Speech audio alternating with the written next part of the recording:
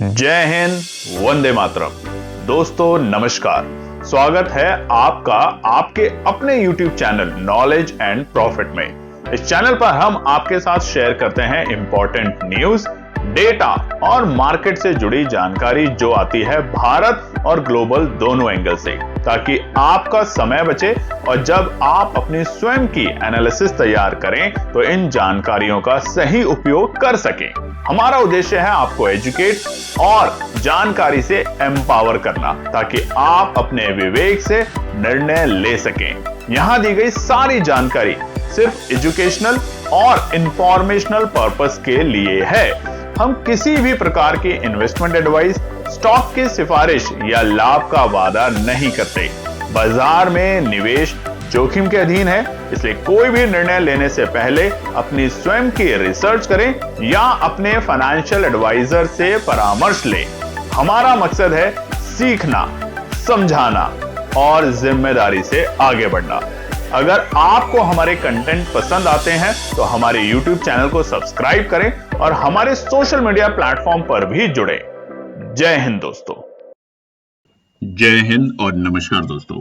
चलिए बात करते हैं आने वाले 1 अप्रैल यानी कि बुधवार के लिए क्या है इंपॉर्टेंट डेटा और साथ में रेजिस्टेंस और सपोर्ट के लेवल। वीडियो को शुरू करें उससे पहले आप सभी लोगों से रिक्वेस्ट है, अगर अभी तक आपने चैनल को सब्सक्राइब नहीं किया है तो चैनल को सब्सक्राइब जरूर करें और साथ ही में अगर आपको वीडियो पसंद आती है तो लाइक करें और कॉमेंट्स करने में कंजूसी ना करें। तो चलिए सबसे पहले नजर डालते हैं की मार्केट डेटा पे।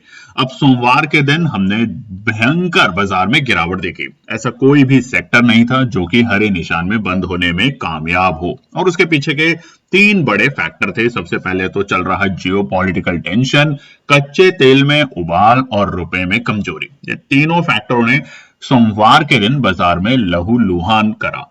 मगर अब हम जो डेटा बताने वाले हैं वो एक्साइटेड है, साथ ही में कुछ ऐसी खबरें हैं जो कि तमाम लोगों के लिए, चाहे आप ट्रेडिंग करते हैं या नहीं करते तो भी आपके लिए इंपॉर्टेंट है। कुछ नियमों में बदलाव जो कि होने वाले हैं 1 अप्रैल कल से। सबसे पहले की डेटा पे नजर डालें तो यूएस डॉलर इंडेक्स 100 के पार है। हल्की सी नरमी है क्योंकि आज भारत के बाजार तो बंद है मगर विश्व के तमाम बाजार खुले हैं और उसका असर हमें अपने भारतीय बाजारों पर भी देखने को मिल रहा है। हालांकि कल के दिन बाजार एक हरे निशान में खुलने की कोशिश जरूर करेगा, जिस तरीके के समीकरण बन रहे हैं। और वो क्या है, रुपए में अगर आप देखेंगे तो अच्छी खासी हमें ऊपरी स्तर से नरमी देखने को मिल रही है।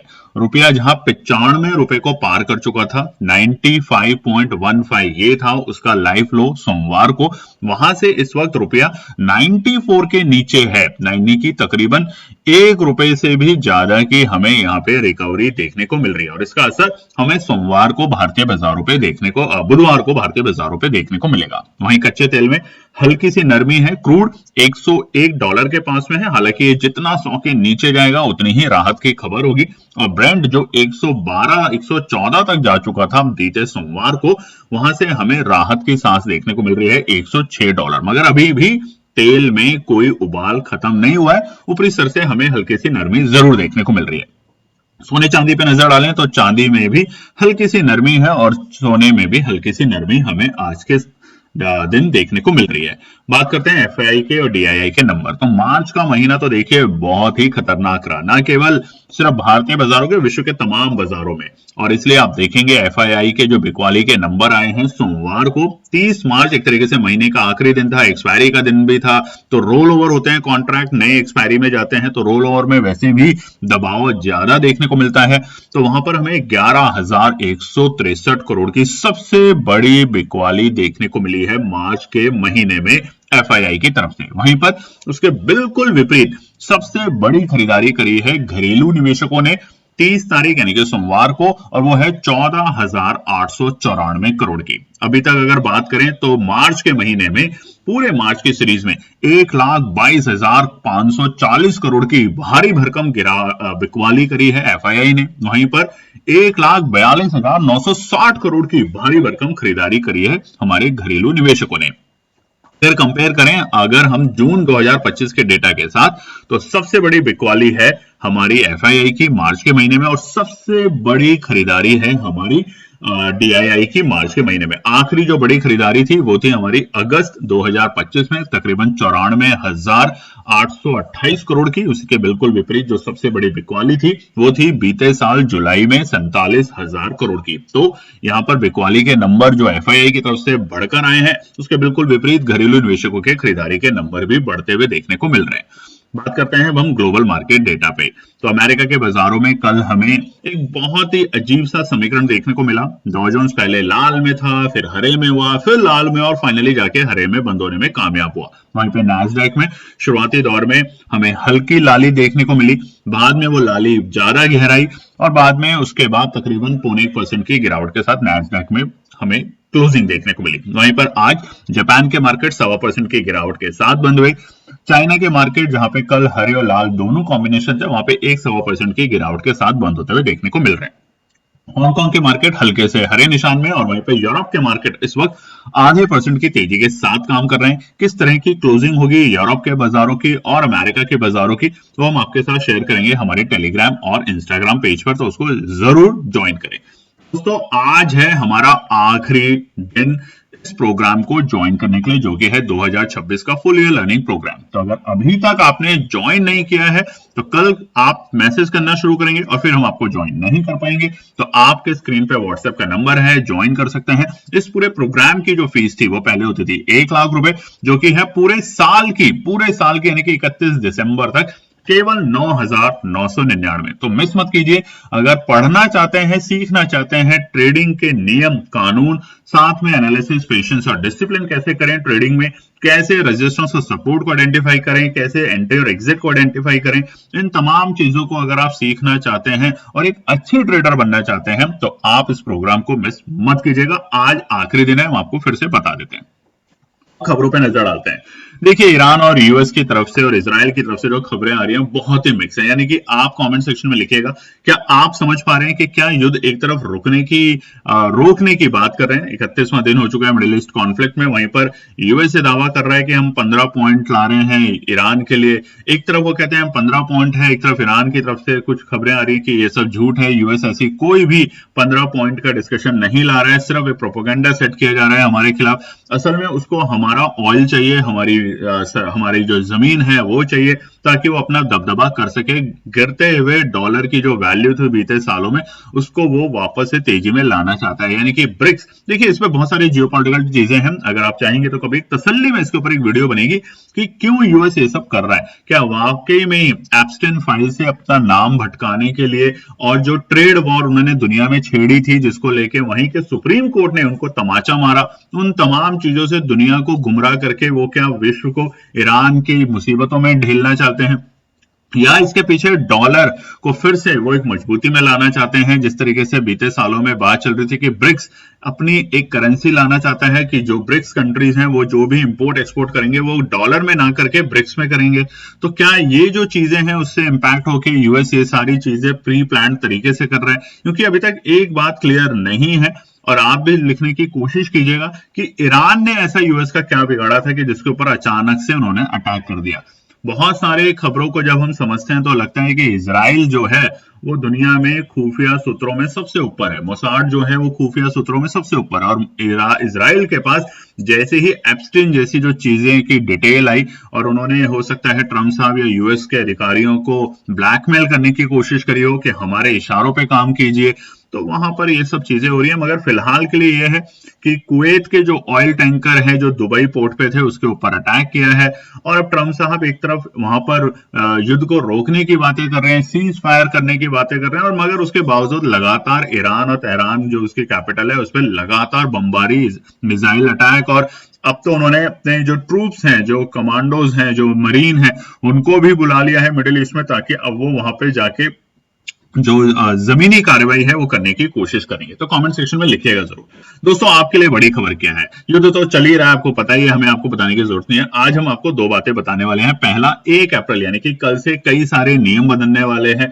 टैक्स रिजीम जो आपने सुना था, टैक्स के जो नए नियम हैं वो आने वाले हैं। तो ये था क्या, 1961 का जो हमारा पुराना इनकम टैक्स अधिनियम था वो अब विदा होने जा रहा है, यानी कि आज रात से उसको बिल्कुल भी लागू नहीं किया जाएगा। 1 अप्रैल से अब हमारा नया इनकम टैक्स एक्ट 2025 लागू हो जाएगा, यानी कि अब आने वाले वित्त वर्ष जो कि हमारा शुरू होगा। इस कानून में जो हमारा प्राथमिक उद्देश्य यानी कि जो गवर्नमेंट ने बनाया है वो ये कहा है कि टैक्स पेयर की जो वातावरण है वो उनको आसान बनाना, कानूनी पेच दंगे जो है, बहुत बड़ा कानून था पहले वाला 1961, उसको कम कर देना, प्रोसेस को थोड़ा इजी कर देना। तो अप्रैल से क्या बदलाव होंगे वो हमने कुछ न्यूज़पेपर से पढ़कर आपके लिए यहाँ पे डिटेल लाने की कोशिश करी है। पहला है 12 लाख तक की आय पर टैक्स नहीं है। अगर आप 12 लाख रुपए कमाते हैं तो अब आपको टैक्स देने की वहां तक जरूरत नहीं है। बीमा जब लेते थे हम, लाइफ इंश्योरेंस और इस तरह की चीजें, उसके ऊपर अब जीएसटी नहीं लगेगा, क्योंकि देखिए तो हम बीमा ले रहे हैं अपने लिए और उसके ऊपर भी आप जीएसटी लगा देते थे, तो अब उसको जीएसटी से बाहर कर दिया गया है। वेतन भोगियों को टैक्स में मिलने वाली छूट बरकरार रहेगी, ये भी अच्छी बात है। रसोई गैस महंगी, अब देखिए वैसे ही अब तो दुनिया में त्राही है इस टाइम कच्चे तेल की और गैस की, तो रसोई गैस महंगी हुई है।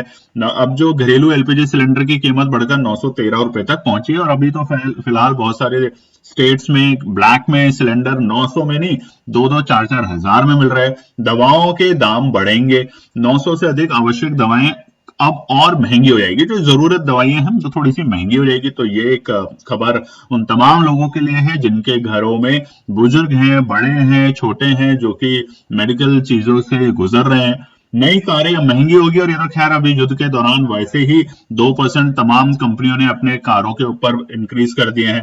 डिजिटल जनगणना की शुरुआत होगी।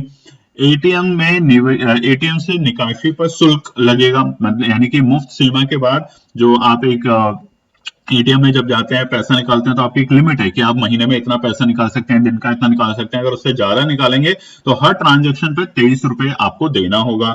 एनपीएस निकास रिटायरमेंट पर 80% राशि एक मुफ्त निकाल सकेंगे। रिटायरमेंट के बाद जो आपकी एनपीएस है उससे आप 80% तक अपनी राशि निकाल सकते हैं। ये कुछ बदलाव है। अब 31 मार्च 2026 की आधी रात से पहले 4 कामों को निपटाना जरूरी है, यानी कि आज की रात होने से पहले पहले आप इन 4 चीजों को ध्यान से देखें। पहला है टैक्स सेविंग और निवेश। धारा 80C और 80D के तहत टैक्स छूट पाने के लिए पीपीएफ, ईएलएसएस और जीवन बीमा में निवेश 31 मार्च से पहले कर लें, अन्यथा इसका लाभ चालू वित्त वर्ष में नहीं मिलेगा। तो ये बात का ध्यान रखेंगे। दूसरा है खातों को सक्रिय रखना।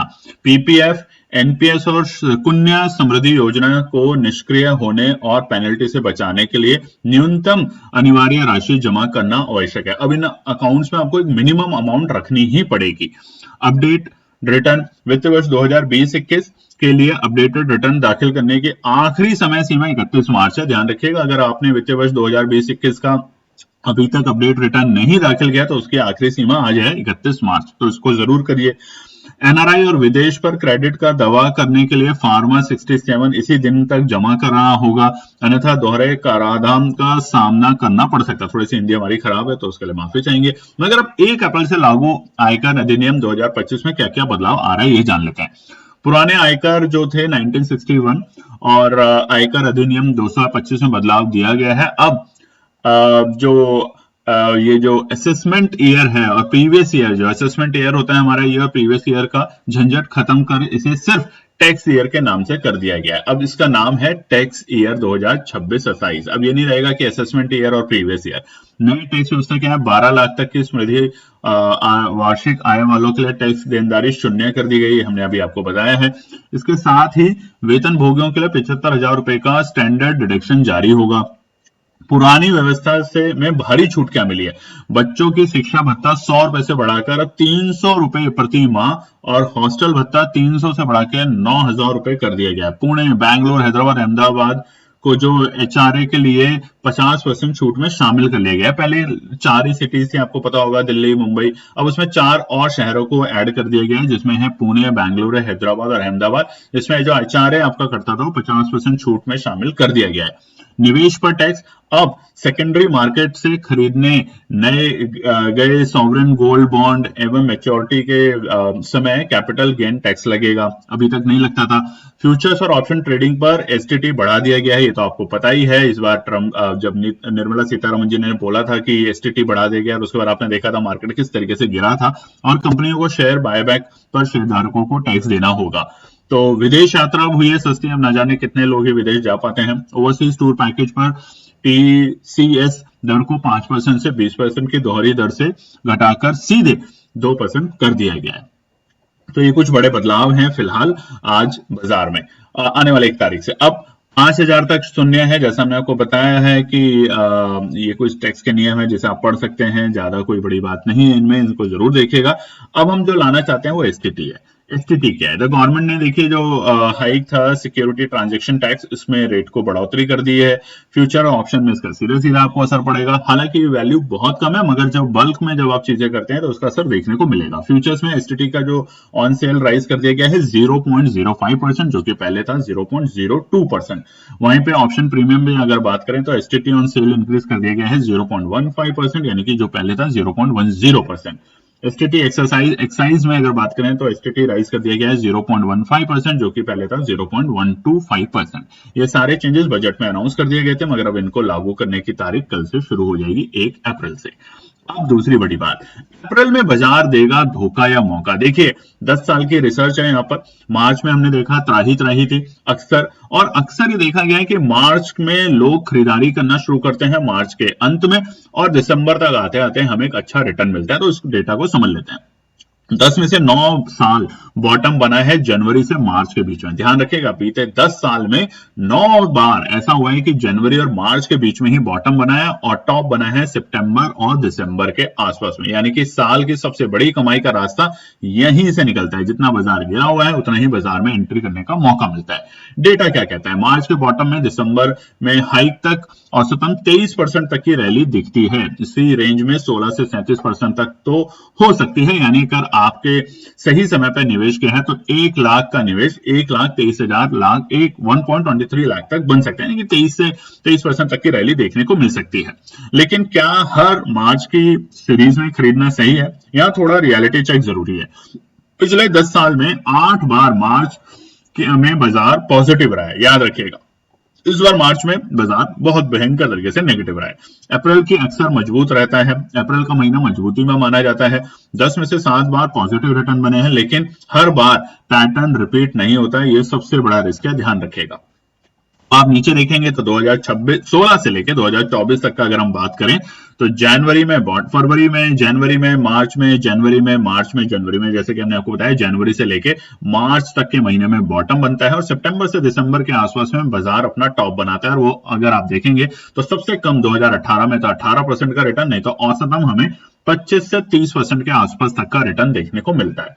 अब 2026 जो है उसमें थोड़ा सा मूड माहौल अलग है। क्यों? पहले तो युद्ध चल रहा है, मिडिल ईस्ट टेंशन है, जियोपॉलिटिकल रिस्क बढ़ा हुआ है। दूसरा, एफआई की बिकवाली लगातार हावी होती जा रही है। जैसे कि अभी हमने आपको दिखाया कि बीते जुलाई जून से भी ज्यादा बिकवाली 1 लाख को भी पार करके बिकवाली हुई है। तेल और रुपया जो है दोनों इंपॉर्टेंट है। 116 के आसपास डॉलर क्रूड था बीते हफ्ते, और रुपया तो 95 के नीचे लुढ़क चुका था। हालांकि आज हमें थोड़ा ठीक ठाक देखने को मिल रहा है, मगर अभी के लिए क्या करना है? देखिए, अब गलत कब होगी रणनीति वो जान लेते हैं। पहला, अगर युद्ध लंबा चलता है, अगर सीज फायर नहीं होता जल्द से जल्द आने वाले दिनों में, तो ये खतरा होगा। क्रूड 120 को पार करते ही तबाही मचाएगा बाजार में और भी बड़ी। एफआईआई की जब तक बिकवाली नहीं रुकती तब तक हमें और आपको खरीदारी करने का मौका नहीं मिलेगा बाजार में। ग्लोबल मंदी आने की पूरी संभावना हो सकती है अगर युद्ध नहीं रुका तो। लिक्विडिटी की कमी, यानी कि डेटा मजबूत है लेकिन आंख बंद करके निवेश ना करें। क्या करें? बॉटम बनने का इंतजार करो। अगर आप बिल्कुल सेफ ट्रेडर रहना चाहते हैं तो बॉटम बनने का इंतजार करो। युद्ध खत्म होने दो, युद्ध की घोषणा आने दो कि युद्ध को रोक दिया गया है। कम रिटर्न लेकर लेकिन सुरक्षित रहें। कम छोटे छोटे रिटर्न्स में ध्यान रखें। गिरते बाजार में टुकड़ों में निवेश करें। इसके 2 तरीके हैं। समय के हिसाब से 6 हफ्ते या 6 महीने में एसआईपी करें।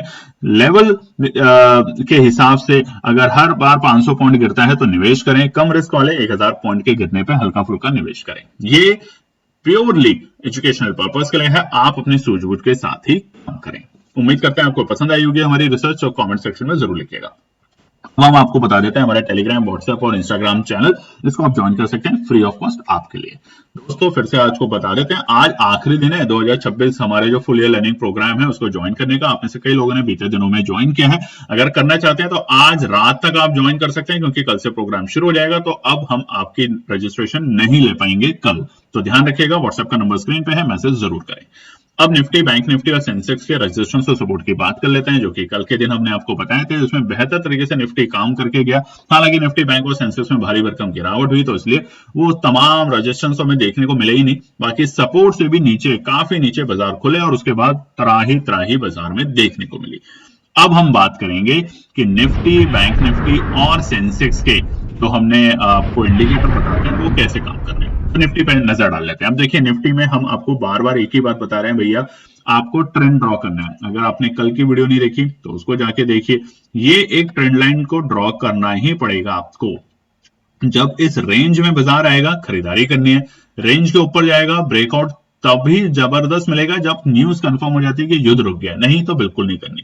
त्राही मचेगी जब इसके नीचे चला जाएगा, इस ट्रेंड लाइन के नीचे चला जाएगा। अब हम देखते हैं यहाँ पे एक और मजेदार बात।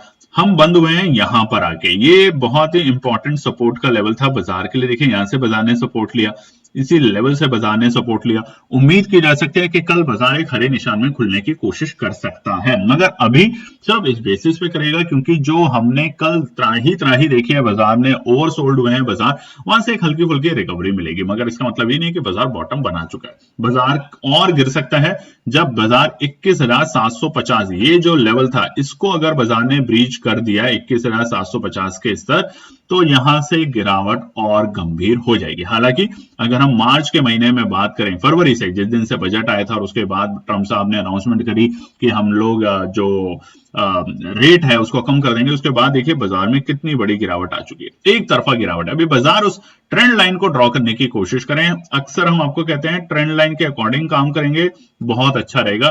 ट्रेंड लाइन के हमेशा निचले स्तर पर खरीदारी करें, फिर से आपको बाउंस मिलेगा और आप उसका प्रॉफिट उठा सकते हैं। निफ्टी बैंक में बात करें तो यहां पर भी हमें भारी भरकम गिरावट देखने को मिल रही है और आखिरी लेवल जो है बाजार के लिए निफ्टी बैंक में भी, वो है तकरीबन 48,000 के लेवल के आसपास में। यानी कि ये जो स्तर है ये हमारे लिए इंपॉर्टेंट। अगर इस लेवल को बाजार ने ब्रेक कर दिया तो गिरावट और गंभीर होगी। हालांकि हर थोड़े थोड़े गिरावट पे बाजार में एक बाउंस बैक भी देखने को मिल रहा है, मगर निफ्टी बैंक में आई कल की जो गिरावट है, शार्प गिरावट, उसके पीछे आरबीआई का खेला है। जो आरबीआई ने बदलाव किया है, देखिए डॉलर को बचाने के लिए, उसकी जो कीमत लगातार गिर रही है, उसको बचाने के लिए कल की वीडियो में हमने आपके साथ शेयर किया था, तो उसको जरूर देखिएगा। उसकी वजह से बाजार ज्यादा प्रभावित हुआ। वहीं पे सेंसेक्स में बात करें तो देखिए, सेंसेक्स ऑलमोस्ट अब हमारे फिलहाल तो इस वक्त सेंसेक्स में नजर डालें तो इस लेवल से, ये जो मल्टीपल सपोर्ट था, ऑलमोस्ट इसी लेवल पे है बाजार। यहां पर बाजार ने मल्टीपल सपोर्ट लिया था हमें 2024 में, मार्च के महीने में, अप्रैल के महीने में, मई के महीने में, आप देखेंगे जून के महीने में, हर बार बाजार ने इसी लेवल से सपोर्ट लिया था। हम ऑलमोस्ट इसी सपोर्ट के आसपास में आ चुके हैं, यानी कि 71,875 के आसपास में।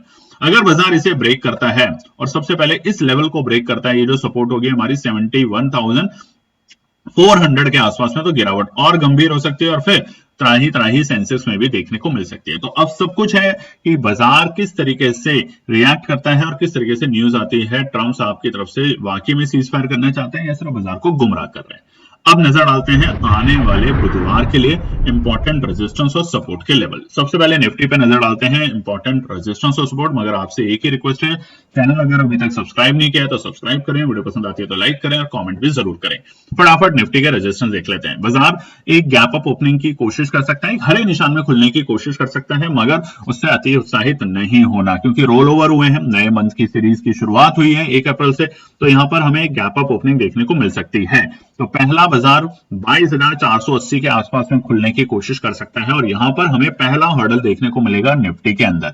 दूसरा जो रुकावट है निफ्टी के लिए वो है 22,585। इंपॉर्टेंट रुकावट है 22,585, क्योंकि देखिए अभी तेजी कब मिलेगी, बार बार एक ही बात हम आपको बता देते हैं, 24,600 के ऊपर, 24,600 के ऊपर जाने पे हमें तेजी मिलेगी। तो अभी हम वहां से तकरीबन 2,000 पॉइंट नीचे है, तो ध्यान रखेंगे, सतर्क रहेंगे, तभी काम करेंगे।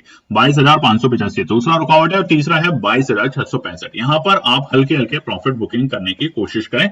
यहां पर प्रॉफिट बुकिंग तब नहीं करनी जब ट्रंप साहब की तरफ से कोई अनाउंसमेंट आ जाती है। तीसरा, कल सुबह मार्केट खुलने से पहले आपको क्या नजर रखना है, 9:15 से पहले आपको दो डेटा को जरूर देखना है। पहला आपको देखना है हमारे जो रुपया है वो कहां पर है। अगर रुपया फिर से 94 रुपए को पार कर चुका है तो वहां पे थोड़ा सा बाजार से अलर्ट रहेंगे।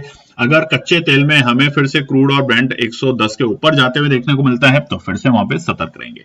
तब सपोर्ट जो है पहला वो है 22,350 जो कि हमारे क्लोजिंग के लेवल है। बिल्कुल यही हमारा पहला सपोर्ट का लेवल है। अगर बाजार इसको ब्रेक करता है तो सीधा हम 22,200 तक के दर्शन करेंगे, यानी कि और गिरावट गंभीर होगी 22,280 के नीचे, 22,280 के नीचे हम 22,200 तक के दर्शन करेंगे। और उसके बाद लास्ट सपोर्ट होगी 22,065 के लेवल, 22,065 होगा हमारा लास्ट सपोर्ट का लेवल, यानी कि मार्च 2025 के स्तर तक। और उसके बाद तो 21,750 जैसा कि हमने आपको दिखाया वो होगा लास्ट और क्रूशियल सपोर्ट। उसके नीचे जाता है तो और बड़ी गिरावट देखने को मिल सकती है। दोस्तों आपसे फिर से हम बता देते हैं 2026 का फुल ईयर लर्निंग प्रोग्राम की रजिस्ट्रेशन आज है लास्ट डेट, क्योंकि अक्सर लोग रजिस्ट्रेशन डेट के बाद हमें कांटेक्ट करते हैं और उसको फिर ज्वाइन कर पाना हमारे लिए मुश्किल हो जाता है। तो अगर आप सीखना चाहते हैं, बढ़ना चाहते हैं, तो ये जो 1 लाख रुपए की जो फीस थी पूरे साल की, ये हो चुकी है सिर्फ 9,999 में। तो ज्वाइन जरूर करें, सीखें, समझें, पढ़ें, रोज पढ़ेंगे तभी आगे बढ़ेंगे। इस नारे के साथ काम करें, तुक्का ना लगाएं बाजार में डिसिप्लिन के साथ काम करें, पेशेंस रखें अपने ऊपर, अपने कॉन्फिडेंस को बढ़ाने के लिए चीजों को जानने की कोशिश करें। और व्हाट्सएप का नंबर है, कॉल ना करें, मैसेज करें अगर आप ज्वाइन करना चाहते हैं तो। बात करते हैं निफ्टी बैंक में। गिरावट गंभीर है, आरबीआई के बाद तो और गिरावट यहाँ पे बढ़ती हुई देखने को मिल रही है। बैंकों के स्ट्रक्चर में थोड़ी सी हमें आने वाले दिनों में दबाव देखने को मिल सकता है। और लगातार बैंक पे तो देखिए सीधा सीधा असर क्यों है, 2 कारणों से, कच्चे तेल में आग, रुपए में कमजोरी, ये दोनों फैक्टर बैंकों को हमें और निराश करते हुए लेके जा रहा है। तो अब इस हफ्ते फिर से आपको एक बाउंस बैक जरूर मिलेगा, नोट कर लीजिएगा। इस हफ्ते में सोमवार को गिरावट हुई, मंगलवार बाजार बंद है, आज बुधवार को एक हल्की सी रिकवरी, बृहस्पतिवार को फिर से हो सकता है एक हल्की सी रिकवरी, और उसके बाद त्राही। तो ये तब तक रहेगा जब तक ट्रंप साहब की तरफ से कोई औपचारिक बयान नहीं आ जाता सीज फायर को लेकर, और वो भी क्लियर कट। उनके बयानबाजों से खैर कोई दुनिया को अब पता चल गया है कि वो झूठ बोलते हैं, भयंकर झूठ बोलते हैं, तो अलग बात है। निफ्टी बैंक के लिए पहला रुकावट है 50,620, गैप अप ओपनिंग के साथ पहले लेवल पे 50,620 के आसपास में जाने की कोशिश कर सकता है। दूसरा रुकावट होगा 50,925, यानी कि 51,000 के स्तर के आसपास में जाते हुए देखने को मिल सकता है। और आखिरी रुकावट होगा 51,320। ये तीनों रुकावट है कल के लिए, यानी कि आने वाले बुधवार के लिए। सपोर्ट की बात करें तो ईमानदारी से अभी तक अगर आपने लाइक नहीं किया है, कमेंट नहीं किया है, तो फिर क्या ही बोले आपको, कमेंट और लाइक जरूर कीजिएगा। और साथ ही में ज्यादा से ज्यादा चैनल को शेयर कीजिएगा अपने फैमिली फ्रेंड और सोशल मीडिया पे, ताकि वो लोग भी इसका फायदा उठा सके। सपोर्ट 50,120 पहला सपोर्ट का लेवल है निफ्टी बैंक के लिए। अगर खुलते ही बड़े लाल निशान में खुलता है तो अवॉइड करेंगे, बाजार को और हल्का होने देंगे, और उसके बाद जो स्तर आएंगे वो हम आपको जरूर बताएंगे। मगर फिलहाल के लिए 50,120, और दूसरा है 49,880, ये इंपॉर्टेंट पड़ाव का काम कर सकता है बाजार के लिए हल्के फुल्के गैप डाउन में। आखिरी है 49,650 के लेवल। मजबूत सपोर्ट कौन सी है, तो मजबूत सपोर्ट नोट कर लीजिएगा, वो है हमारी 48,650। तो 200, 2000, आजकल तो क्या ही बोले, निफ्टी बैंक में वो बात नहीं रही कि 100 पॉइंट, 50 पॉइंट, अब तो सीधा गिरता है, तो 2,000 पॉइंट गिरता है, 2,000 पॉइंट ही उठता है। मगर कल के लिए जैसे ही बाजार 50,000 और 59,880 को ब्रेक करेगा तो गिरावट और गंभीर होती जाएगी निफ्टी बैंक में।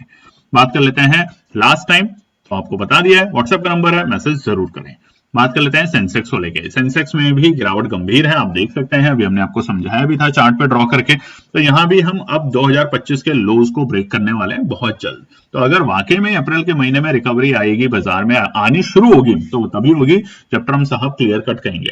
तो जिस तरीके से निफ्टी में हमने आपको बताया है कि 24,600 के ऊपर, उसी तरीके से अगर हम सेंसेक्स में बोलें तो 80,500, 80,500, यानी कि अभी से 9,000, 8,000 पॉइंट ऊपर अगर सेंसेक्स जाएगा तभी हमें तेजी देखने को मिलेगी। ठीक है, ध्यान रखिएगा, ये हो जाता है, इसमें कोई बड़ी बात नहीं है। याद रखिएगा, बजट वाले दिन बाजार गिरा और उसके बाद 80,000 से सीधा 86,000, एक ही दिन में 6,000 पॉइंट।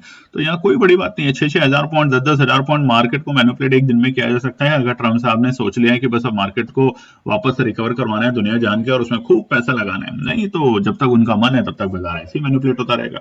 सेंसेक्स में पहला रुकावट का पड़ाव है 72,175, ये पहला रुकावट का पड़ाव का काम करेगा। अगर इसे पार करता है गैप अप ओपनिंग के साथ, तो बाजार यहाँ पे 72,420 तक जाएगा, प्रॉफिट बुकिंग करने की सही और सटीक डायरेक्शन। हालांकि ट्रेंड लाइन जरूर बनाइएगा, डेली टाइम फ्रेम पे बीते दिनों में हमने आपको बनाने की कोशिश करी है, बताने की कोशिश करी है, तो उसको जरूर बनाइएगा और आप समझ जाएंगे कि कहां पर अब आपको रुकावट मिल सकती है।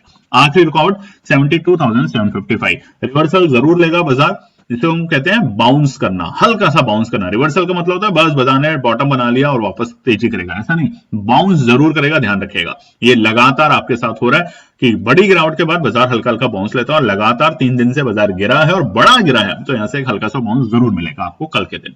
सपोर्ट की बात करें तो पहला सपोर्ट है 71,920 के लेवल, जहां पे बाजार बंद हुआ है वो पहला ही सपोर्ट है। अगर इसको ब्रेक करेगा हम सीधा 71,750 तक के दर्शन करेंगे और उसके बाद और गिरावट गंभीर होगी और हम जाएंगे 71,550 तक के दर्शन करने के लिए। इसके बाद लहूलुहान सेंसेक्स भी, जिस तरीके से निफ्टी, तो वहां पे दूर रहेंगे बाजार से और पढ़ने पे कोशिश करेंगे। तो ये है आने वाले बुधवार के लिए इंपॉर्टेंट डेटा, रेजिस्टेंस और सपोर्ट और कुछ इंपॉर्टेंट खबरें।